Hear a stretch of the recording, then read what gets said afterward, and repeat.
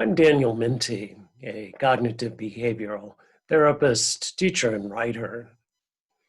New patients often ask me about the role medication might play in their recovery from anxiety, depression, and other disorders.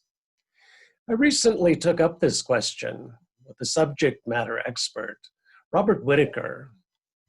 Mr. Whitaker is an investigative journalist whose science writing has received numerous awards and been shortlisted for a Pulitzer Prize for public service.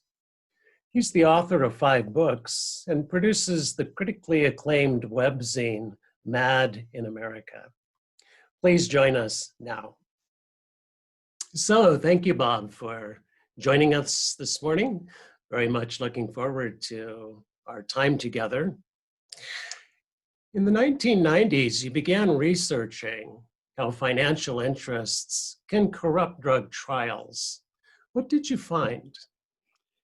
This is really my entry into this whole subject. I was interested in the pharmaceutical industry and its influence on medicine and sort of the integrity of medicine.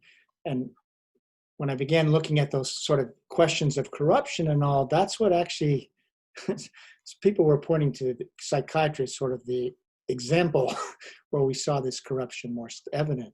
What you find is, and in the 1990s, I had left newspaper journalism to co-found an industry newsletter, so to speak, that focused on clinical trials and really the business of clinical trials. Because we think of developing new drugs and the clinical trials as a scientific exercise. Well, it was pretty clear it was also a business enterprise. Financial people were going into it to make money. There were certain companies that were going public, et cetera. So what you find quite quickly, unfortunately, and clearly, is that there's sort of a corruption that plays out at every step. So first of all, you have trials that are biased by design. So you have a new experimental drug, and you, the pharmaceutical company, can design it so your drug looks better than the comparator placebo. And there's many ways you can do it. So that's the first spinning of results. It's not meant, those clinical trials are actually not meant to investigate the safety and efficacy. They're meant to tell that story, which is a very different thing. So you bias it that way. Then the second thing you find out is that the trials, even though they might, when they're published, have the names of academic scientists on them, they're really being analyzed, the data is being collected, analyzed, and the papers, the drafts of the paper are all being written by the pharmaceutical company. And then the people they're paying to do the trials are paying to be what are called their thought leaders, and these are usually academics, and in terms of psychiatry, academic psychiatrists at major universities. So they put their name on it, but all the analysis of the data, the writing of the drafts was being done by the company itself. Now the company, of course, has an economic incentive to make that look as good as possible. So that means hiding adverse events. Sometimes it means actually publishing secondary measurements rather than the primary outcomes, because if those aren't good, and there's all sorts of post hoc analysis, that sort of thing. So now you see that the information that's getting presented in medical journals is being spun. Then, of course, there's the problem that negative results don't get reported.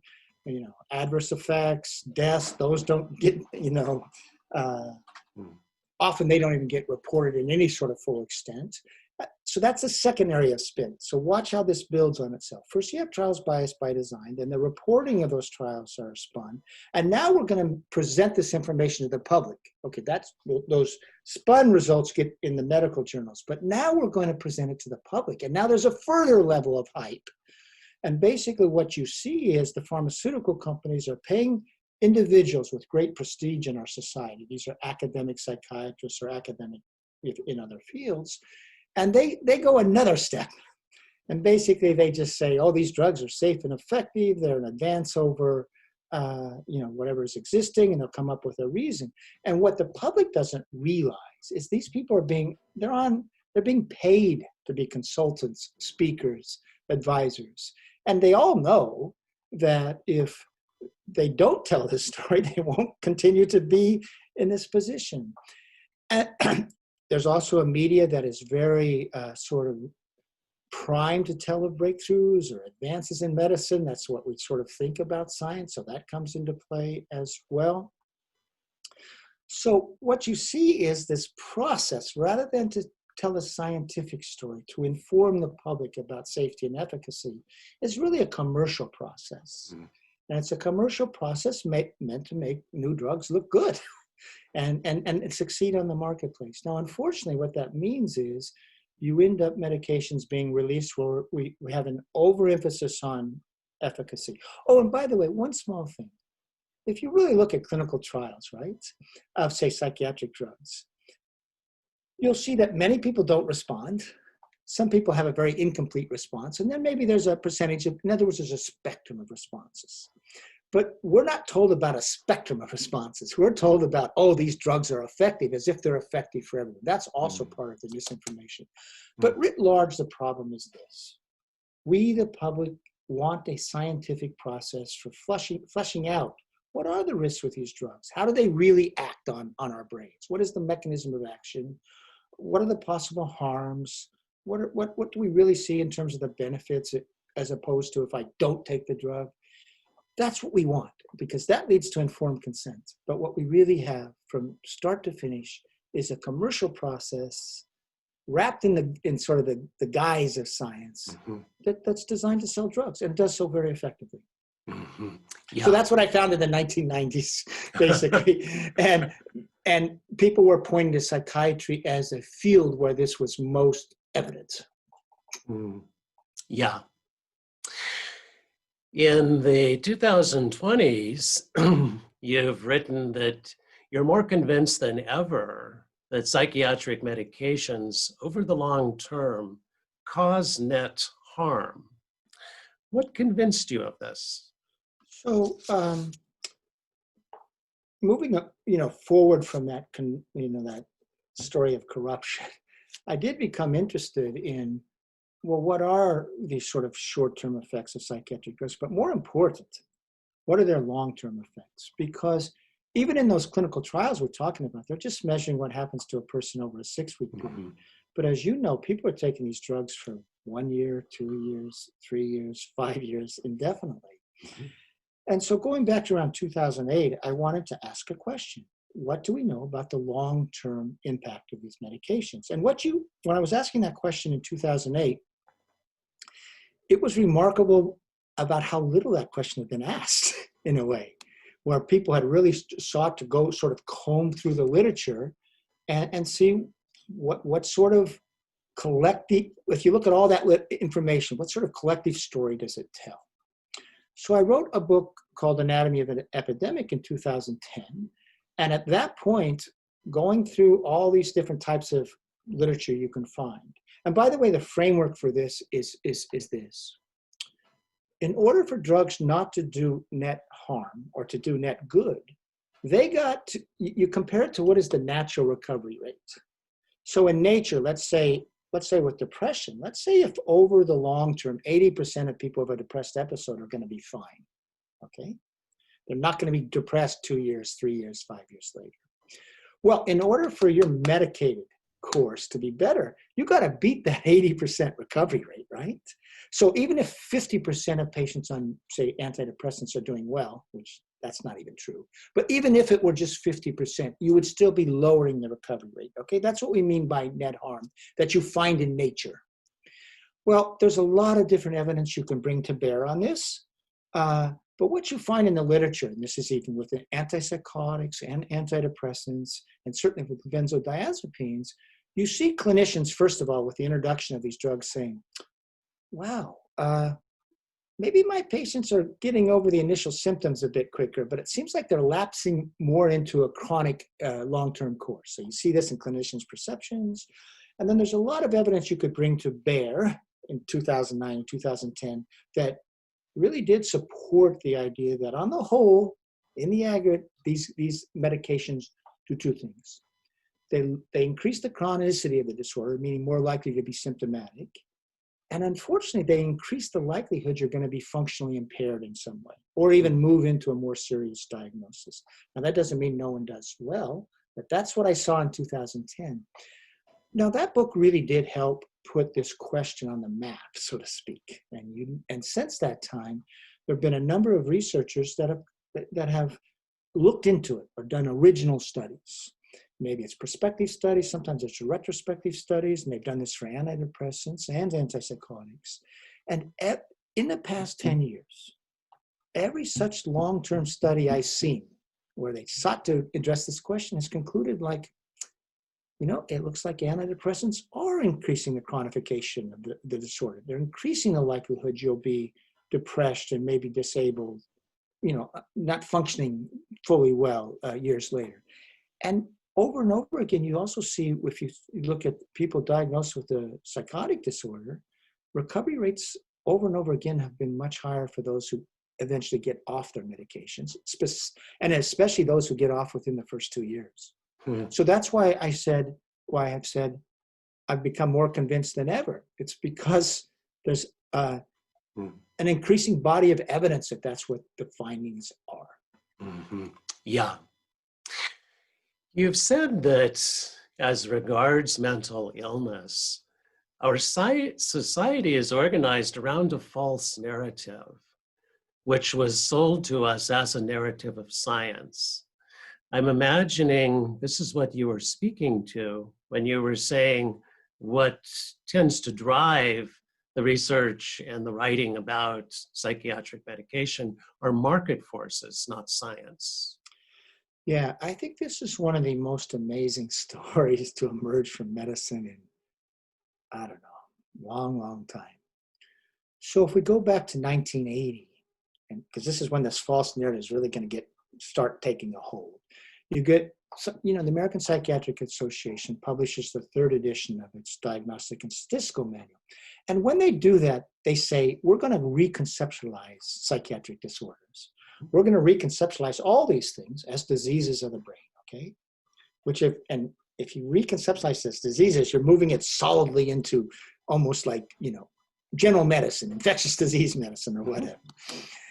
So, there was no discovery that led to that reconceptualization. It was a guild reconceptualization because there was people who treat diseases, medical doctors have great standing in our society. They have great prestige. And this was a way to elevate the prestige of the American Psychiatric Association and also to make its main product more valuable.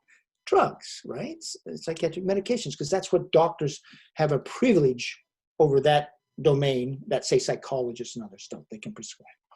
Well, very quickly after that, you began hearing that it looked like these drugs fix chemical imbalances in the brain.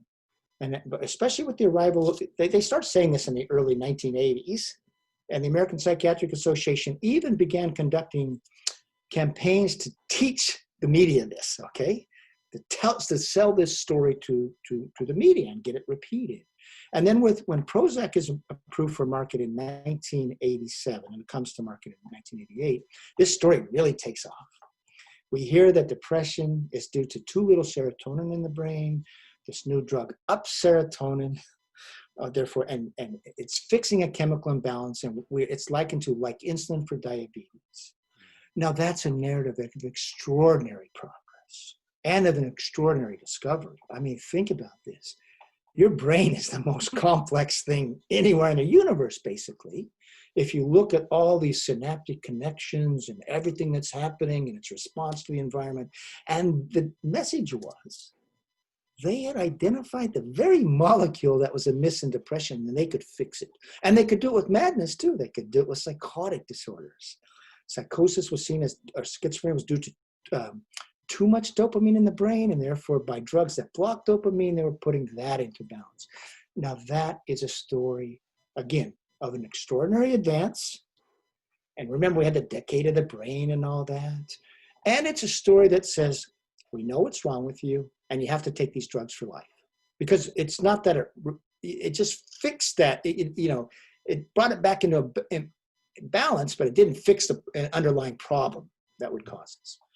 Well, when this story first started in 1988, for example, they did a survey of Americans, and they say, what happens if you get depressed? And what do you think it's due to? And the overwhelming majority said, it's setbacks in life, it's poverty, it's divorce, it's grief, that sort of thing. And then they said, well, what will happen with it? Most said it will go away with time. And most said, you can talk to your minister, or you can talk to your friends, or you can talk to other people, and you can work your way out of it. And then the National Institute of Mental Health, with money from the pharmaceutical industry and the American Psychiatric Association, began this campaign to teach us otherwise. Depression is an illness of the brain. We have these new drugs that fix chemical imbalances in the brain. And that story takes hold. And that is what leads to this extraordinary expansion in the use of psychiatric medications. It changes our thinking about ourselves. And that story, by the way, spread not just to the United States, but around the world. Anyway, I think about not that many years later, the American mind had changed. Depression is due to a chemical imbalance, and I need a drug for that reason. Psychiatry even put out press releases saying, we're experts in fixing chemical imbalances. So now you got to ask yourself, is that true? Because we organize ourselves, that's the narrative we organize ourselves around, okay? And it was seen as scientific fact, not theory, not hypothesis. Well, what you find when you actually look into the science is that that was a hypothesis born in the 1960s, the whole chemical imbalance story. And it was a hypothesis that arose not from understanding what was happening in the brains of people diagnosed with schizophrenia or depression, but an understanding of how the drugs acted on the brain. So, for example, what do antipsychotics do? They block dopamine receptors, so they're thwarting dopamine transmission. So the hypothesis was schizophrenia is due to too much dopamine. The more familiar one is, we know that, say, Prozac, what does it do? It blocks the normal reuptake of serotonin from that gap between neurons, therefore upping serotonergic activity. So we hypothesize depression is due to too little serotonin. But with that hypothesis, you now have to ask yourself, do people with depression have low serotonin before they go on the antidepressant? Or do people with schizophrenia have too much dopamine before they go on an antipsychotic? And as early as the late 1970s, actually, people were finding that not to be true. And in 1984, for example, the NIMH conducted a study meant to investigate the low serotonin theory of depression. And they just say, we're not finding a lesion in the serotonergic system. There's no good evidence of this abnormality. And in 1998, the American Psychiatric Association's own textbook reviewed this history of the low serotonin theory of depression. And they said, we've looked into it. It was always born of sort of a bit of a ridiculous idea. There's no reason that the pathology of a disorder should be the opposite of whatever drug we're treating it with. And then they went through all the ways they've tried to investigate the low serotonin theory of depression and said, we just haven't found it. It's a discredited theory. That's in 1998. Yet the American Psychiatric Association was still selling this story. The NIMH was still letting it happen. And, the websites, the pharmaceutical companies, you saw ads to, about, you'd see an ad on TV, someone's depressed, too little serotonin, and all of a sudden there's a happy person bouncing around once they get their drug. 2004, or maybe 2005, I forget which year, Kenneth Kindler, who was the editor of Psychological Medicine and one of the leading experts in the world on this whole theory, said, we have hunted for big, simple neurochemical explanations for psychiatric disorders, and we have not found them. So what you see here is a story of a hypothesis that was generated, investigated, found not to be true, but continued to be sold to the public because it furthered a commercial and guild ends. Now there's a postscript to this. And this is where the betrayal even becomes more severe, more astonishing. So what they found, for example, is that before you go on an antidepressant, they don't see a disturbance in the serotonergic system. But so now you go on a drug that blocks the normal reuptake of serotonin from the synaptic cleft. It's acting as an accelerator on serotonergic transmission. Well, what does your brain do? Your brain, having all these feedback loops of being such a neuroplastic organ, says, uh-oh, I have too much serotonin going on. So it goes through a concept compensatory adaptation, trying to maintain what researchers call homeostatic equilibrium. So what happens is when you go on an antidepressant, then your presynaptic neurons release less serotonin into the synaptic cleft gap, and your receiving neurons, the postsynaptic neurons, actually decrease the density of their serotonergic receptors for that molecule. And you can see what's happening. The brain acts as an accelerator, and the drug acts as an accelerator, and so your brain puts down a brake on that transmission, trying to maintain this, homeostatic equilibrium. And people say that's oppositional tolerance. Okay, that's what the researchers say. Drug-induced oppositional tolerance. So here's the bottom line science. You didn't have a physiological abnormality in your serotonergic system before you went on the drug. And then after, you do. So the drug actually causes or induces the very abnormality initially hypothesized to cause the problem in the first place. And now, by the way, you mentioned about chronicity. Researchers now looking at the more chronic course of, say, schizophrenia or psychosis or depression are looking at that drug-induced oppositional tolerance as the mechanism that induces this increased chronicity. So, did we organize ourselves around a false narrative? Absolutely. And you can't organize yourself as a society and as a medical practice around a false narrative and expect good ends. Yeah. That's a recipe for disaster, and that's what we see. Yeah. My CBT colleagues and I see cognition and behavior playing the principal roles in mental wellness or mental illness, much bigger roles than, say, genetics or brain chemistry.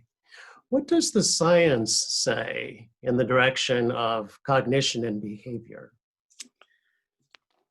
Well, first of all, our genes are basically, and they're a mechanism for us to respond to our environment. So, our brain, our body responds to the environment. So genes aren't just this steady state thing that say, okay, I'm going to do this all the time. The genes are mechanisms for responding to your environment. So is your brain chemistry, actually. Mm-hmm. So the point is, when you talk about genetics and brain chemistry, it makes it seem like those are, in that model, those things determine how we feel.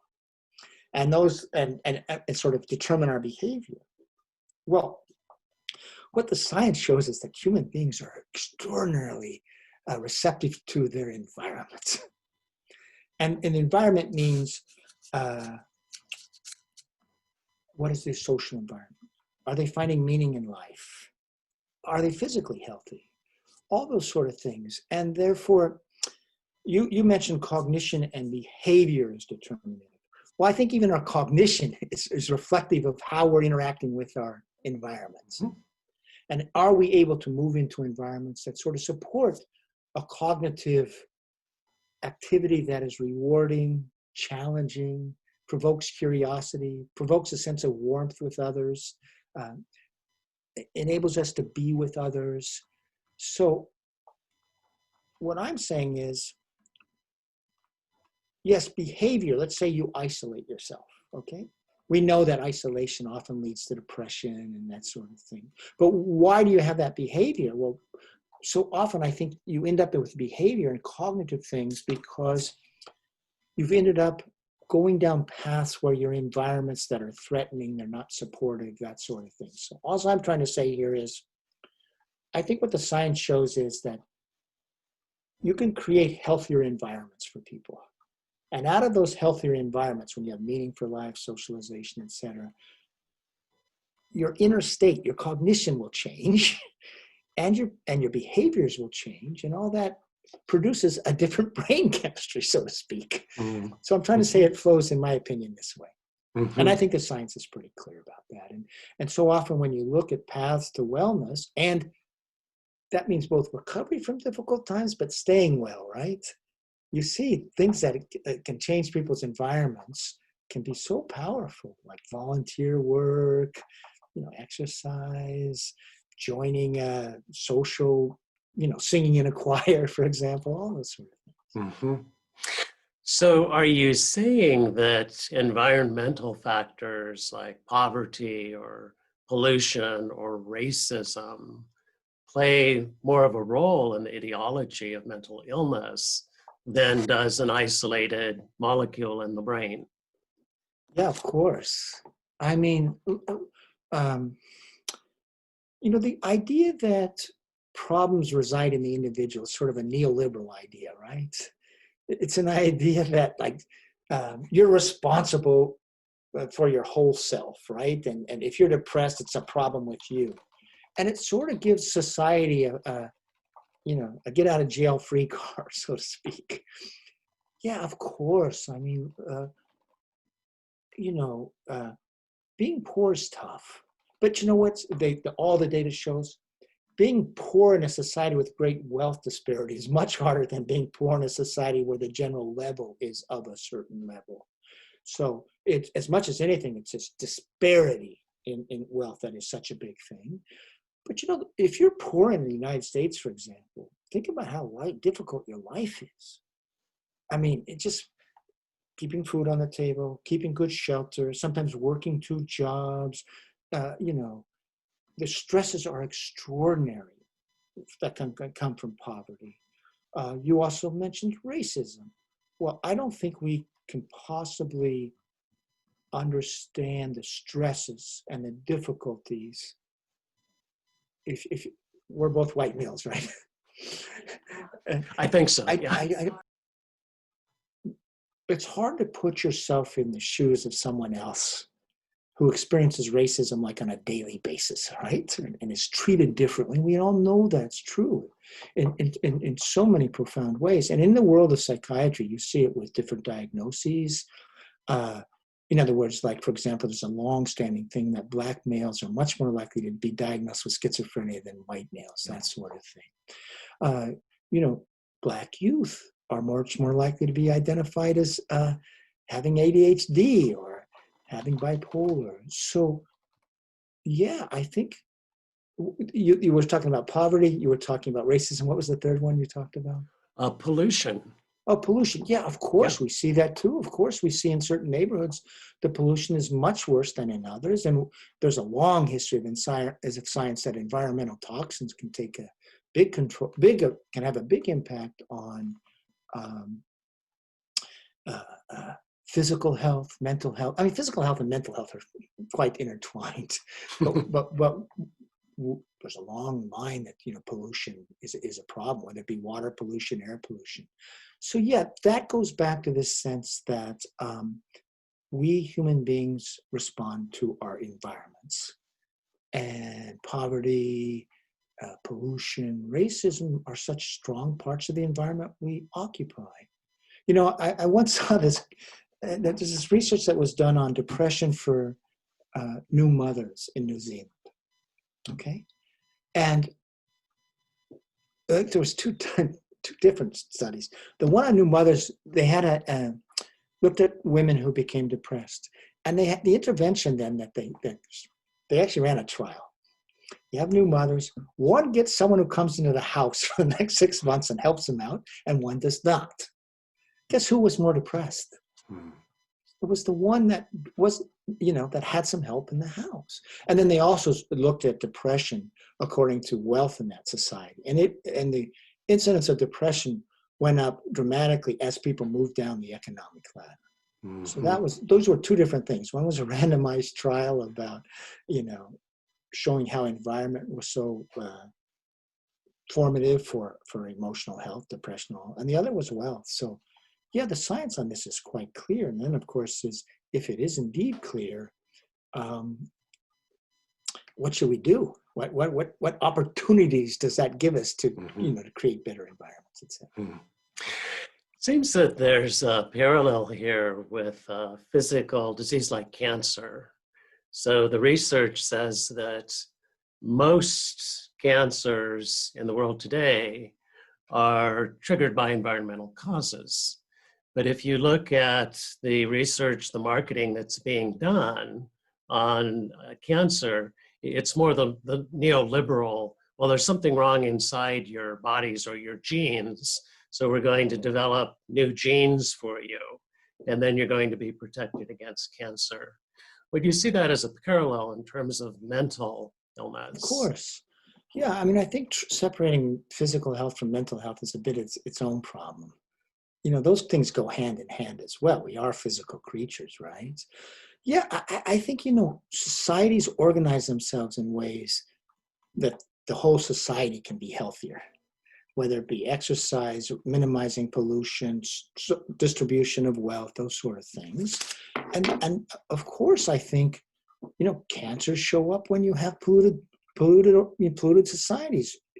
I think cancers show up when you don't have as good a food supply. You know, that sort of thing. And, you know, say stress, poverty, stress, they take their toll in many ways too. Mm-hmm. So I think what you're on to here is something, we have this, you know, allopathic belief in medicine. Disease resists within the individual, right? That's what we've been taught, and therefore you treat the individual. I think if you want to improve the health of your population as a whole, you have to look at societal health. Hmm. How do you promote societal health? And it's a lot of things. I mean, it's better distribution of wealth. It's, you know, it's helping make sure that wages for everyone who works get a living wage. You try to have good shelter. You try to have, you know, good food supply to all parts of your society, and try to clean up your environment. So this is a really big question, I think, as to where we put our resources and our thinking as how to improve our health. It's almost as though mental illness is a symptom of a larger social disorder. Yeah, I think so. I think very much so. You know, there's a really good example. It's a really interesting thing about schizophrenia and leaded gasoline. Yes. So you actually see that schizophrenia and certain presentations of schizophrenia, particularly in the era of leaded gasoline,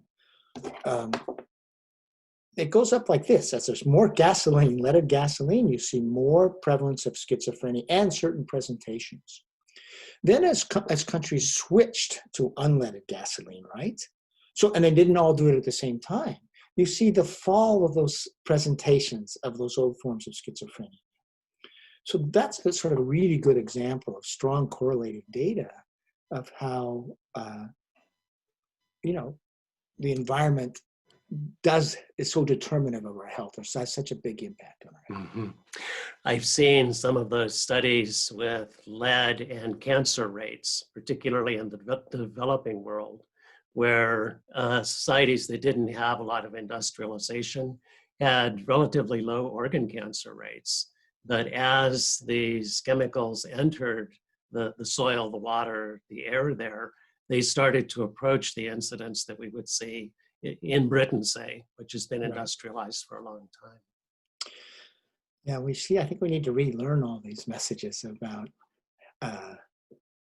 how the way you put it was good, that mental health can be sort of like a canary in the coal mine in terms of how healthy your society is. Mm-hmm. And if you have depression running wild in a society, and anxiety like we do, I mean, supposing like 30% of our kids arriving at a college today have a diagnosis. I don't mean supposedly, but they do have a diagnosis or a prescription.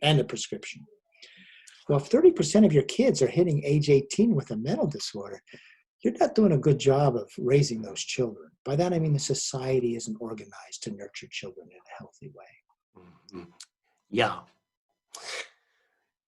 A recent paper written to defend the long-term use of antipsychotics acknowledges that in 65 years, no placebo-controlled trials have been reported in first episode psychosis patients.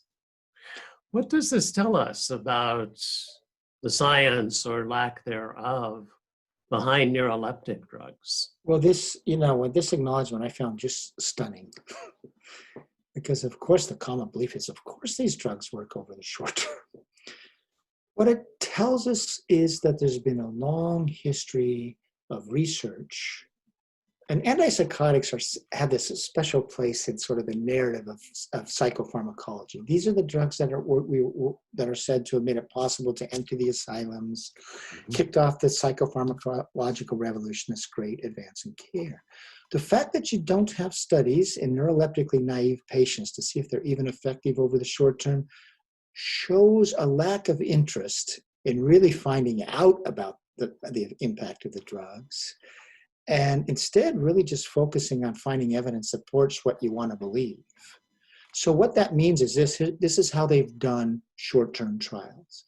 They take chronic patients who've been on the drugs, and then they randomize them. They take everybody abruptly off, and then they either put them back on a drug, okay, or they're randomized to placebo. So what we have is hundreds and hundreds and hundreds of trials, or thousands of studies saying that the drugs are effective over the short term. But what they're really saying is that if you look at people who've become accustomed to being on the drug, they do better if they stay, if they're taken off abruptly. If they go back on, then going through withdrawal from the drug. But that's not effectiveness over the short term. And in fact, do you know the Cochrane collaboration? The Cochrane collaboration is a group that tries to do industry-independent reviews of the literature. So they also did a review of this question. Do we have evidence that antipsychotics are effective over the short term in neuroleptically naive patients? In other words, people not exposed. And you know what they concluded? We don't have that evidence. And if anything, it seems to favor a non-medication approach, even over the short term. Because there's been a handful of studies, they weren't exactly RCTs, but where they compared an experimental form of care with newly diagnosed patients that minimized initial use, okay, or didn't initially put people on, compared to traditional use. And those sort of selective use models produce better short-term results. So unfortunately, it shows that we're flying blind. We have this thing that if you're a doctor and you get a psychotic patient, you don't put them on an antipsychotic right away, that's seen as negligence, malpractice. And yet, we don't have evidence that that's even effective over the short term in knocking down psychotic symptoms, better than, say, not just placebo, but some sort of psychosocial care, environmental care. We need to make sure we're not talking about just leaving people out in the cold, but some sort of care that is meant to help people stay safe and that sort of thing, and manage this time. And then the reason this becomes so harmful over the long term is once you go on these drugs, especially antipsychotics, it's tough to come off. And once your brain adjusts to it, you're going to be exposed to some risk when you come off. And that's going to make it harder to return to a drug-free state, so to speak. And so you're sort of going down a path that leads to long-term use, continual use, and yet we know that's a path that doesn't lead to very high recovery rates for, say, people with psychotic disorders. So not knowing whether they're effective over the short term, but yet doing it all the time, sets up a long-term course that may be problematic, is what I'm saying. The cost means people are going down a different path than they otherwise might go down. Yeah, absolutely, from the patient side. And then from the industry side, you've noted in a recent post that there are 2 new drugs being trumpeted for the treatment of tardive dyskinesia. So on the industry side, there's actually opportunity. If you create a symptom, then you can create a drug to treat the symptom.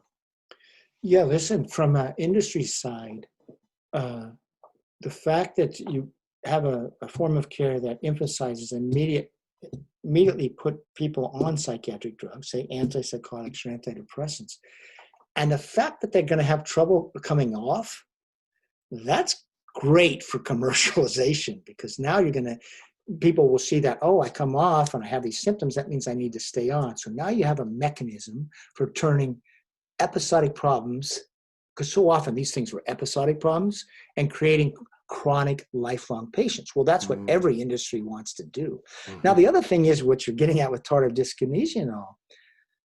People go on these drugs, and so often maybe they get some amelioration of symptoms, but other things begin to happen, or then the drugs begin to fail. And what do you see? They start taking a second drug. They start taking a third drug. So not only are you creating mental patients, psychiatric patients, lifelong psychiatric patients, now you're turning that one patient into a possible customer of multiple drugs. And then with TD, the TD story is the most tragic of all. I mean, tardive dyskinesia is a sign that the drugs, antipsychotics in particular, although some of the others can also cause tardive dyskinesia, has caused damage to your basal ganglia. It's no longer functioning normally, and that's why you get all these jerks and spasms. Mhm. It's also understood to often be irreversible. In other words, once this happens, even if you manage to come off, the tics and spasms will remain. And furthermore, it's not just your basal ganglia. That's the visible manifestation of tardive dyskinesia. All the studies show that you're getting some problems with your limbic system, more likely to be psychotic. Your frontal lobe capacities decline as well. So think about this. You have drugs that cause this, dysfunction. And now you need to treat the dysfunction, say the motor movements. And so now you give another drug that stops motor movement. Yeah, it's good for industry. But what you really see here is a story of, from the beginning, this is just a scientific story. Drugs perturb normal neurotransmitter activity in the brain. That often leads to further impairment symptoms that makes that individual need more drugs, or at least they get prescribed more drugs. And then you even have this permanent damage, this permanent brain damage, such as the motor things. And now they become yet a candidate for another drug to at least still those symptoms. And the TD drugs are being sold for $7,000 a month. So it's just, that's outrageous story of harm, not just to individuals, but just think of the social cost, the societal costs for paying for all this. In 1987, we as a country were spending about $800 million on psychiatric drugs. By 2010, we were spending about $40 billion on psychiatric drugs. So think of how that money might be better spent. Wow. Yeah. Yeah. You have mentioned the Diagnostic and Statistical Manual, DSM, which is the current diagnostic Bible here in the United States, and the role that it plays in this big picture and this false narrative. You and others have suggested ditching it. What would be an alternative? Yeah, it does need to be ditched because it's part of this false narrative in essence, because the narrative is these are discrete illnesses, right, that have been validated as such. But if you go into the research, they don't meet any of the markers of validation. And if you start diagnosing people and you believe that this is a discrete disorder, when in fact there might be many pathways to depression, for example, and then depression is like a big term, people experience those uneasy feelings in different ways. That also is a source of first of all, it leads to a medicalization of it, but it also can be, a source of doing wrong things. It's again, if you have a diagnostic manual that's not valid, and it gives you a sense that these are medical disorders when the proof isn't there, that diagnostic manual can be expected to be a force for, poor outcomes. So what should be different? This is the big question, because it's a larger philosophical question. Right? It's a question of, we know we suffer. We know people struggle at times. And I think we need to begin with a sense of philosophy that we can find in history, theater, fiction, etc. And a sense of what does it mean to be human? And human beings, we struggle with our minds. We struggle with our behaviors growing up. We're not steady state beings. You can fall into depression, you can fall into anxiety, and then you can come out of that.